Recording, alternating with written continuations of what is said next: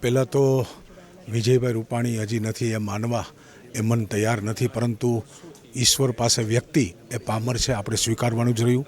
વિજયભાઈનું પાર્થિવ દેહ આજે અમદાવાદ સિવિલ હોસ્પિટલ ખાતેથી બપોરે 2 વાગે ગ્રીનલેન્ડ ચોકડી આવી રહ્યો છે. ત્યારે રાજકોટની પ્રજાના નાનામાં નાના માણસ હોય એને પણ હંમેશા વિજયભાઈએ પ્રેમ કર્યો છે. મુખ્યમંત્રીના એના કાર્યકાળમાં કોઈ પ્રોટોકોલને બાજુમાં મૂકીને નાનામાં નાનો માણસ હોય તો એનો દરવાજો એ 24 કલાક માટે વિજયભાઈનો ખુલ્લો હતો. ત્યારે વિજયભાઈને પોલીસ ડિપાર્ટમેન્ટને પણ સૂચના હોય કે કોઈને રોકવા નહીં અને મારી પાસે ઇઝી અવેલેબલ આવી શકે. કોમન મેન તરીકે વિજયભાઈ જ્યારે રહ્યા છે ત્યારે આજે રાજકોટની અનેક સામાજિક સેવાકીય સંસ્થાઓ 60 કરતાં વધારે સંસ્થાઓ એના રૂટ ઉપર એના પાર્થિવ શરીરને પુષ્પાંજલિ આપવાની છે.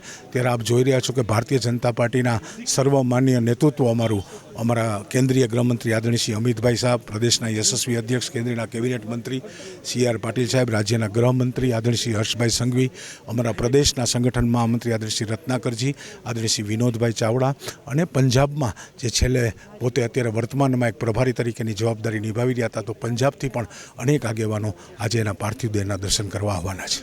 ન ભૂતો ન ભવિષ્યથી મારા જેવા અનેક હજારો કાર્યકર્તાઓની રાજકીય કારકિર્દીનું ઘડતર કરવામાં આદરણીય શ્રી વિજયભાઈ રૂપાણી સાહેબનો ફાળો છે. ત્યારે વિજયભાઈ રૂપાણી જેવો નેતા એ હવે મળવો એ રાજકોટ નહીં પરંતુ સૌરાષ્ટ્રની એક ગુજરાતને એ મળવો મુશ્કેલ છે એવું મારું માનવું છે. વિજયભાઈએ હંમેશા નાનામાં નાના કાર્યકર્તાને મોટો કર્યો છે અને ક્યારેક નાની મોટી ભૂલ હોય તો એને સમજાવી એના ખભા ઉપર હાથ રાખી અને પાર્ટીના હિતમાં આ પાર્ટીને કળીમાંથી કમળ અને કમળમાંથી વટવૃક્ષ બનાવવામાં જેનો સિંહ ફાળો છે એવા વિજયભાઈ આજે આપણી વચ્ચે નથી.